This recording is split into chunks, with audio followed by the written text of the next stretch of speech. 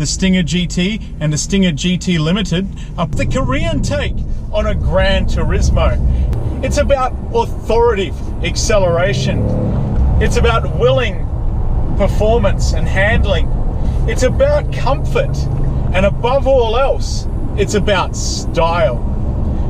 For that reason, the Kia Stinger is probably the most beautiful car that the Korean marque has produced since Peter Schreier took over the helm.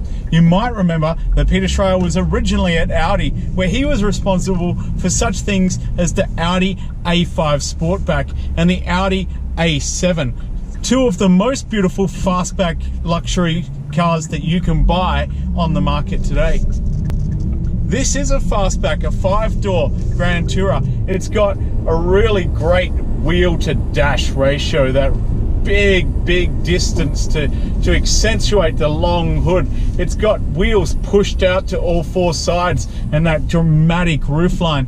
This car is one of the most beautiful things, not only that Kia's produced, but that actually exists on the market, period. In Canada, the Stinger GT and the Stinger GT Limited, the only trims we get, are priced really aggressively. $49,995 gets you into the top trim GT Limited. Both units come with the twin-turbo 3.3 litre V6 engine. It's good for 365 horsepower and 376 pound-feet of torque, all of which is available from 1,300 RPM. This all-wheel drive Stinger will sprint to 100 kilometers an hour in a very conservatively estimated 4.9 seconds. My bet, it'll do better than that. We had the chance to test this car back-to-back on an autocross course against some of the things that Kia says they benchmarked. Things like the Audi A5 Sportback I mentioned before, the BMW 440i.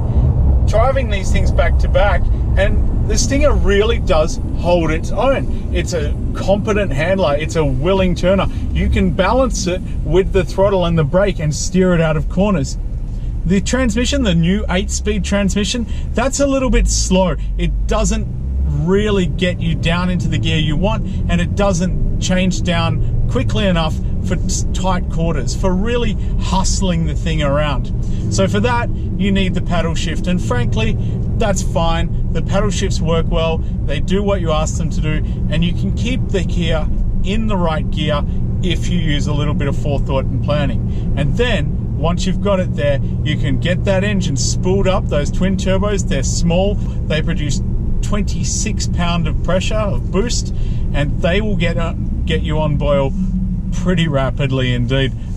In the canyons, the Stinger's comfortable, it's composed, it's a lot of fun to drive.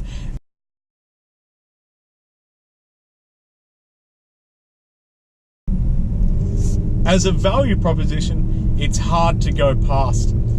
The Kia has a well-styled, well-designed interior, and the ergonomics are fantastic. Everything's easy to get to, the gear levers, the radio buttons, the steering wheel. Everything from that perspective works very well. Where it loses ground to some of those true luxury cars is in the material quality. The leather's a little bit thin, the dash materials are a little bit hard and a little bit cheaper feeling. The faux aluminium trim lets it down. They're not really up to scratch.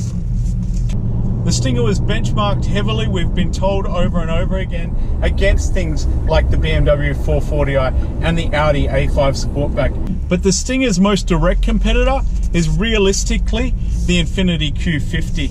And against that car, this thing has a really good chance. If you're looking for a car with prodigious performance, extremely positive handling, great luxury and premium feel, this Kia Stinger GT deserves your attention. I'm Jacob Black for autoTRADER.ca.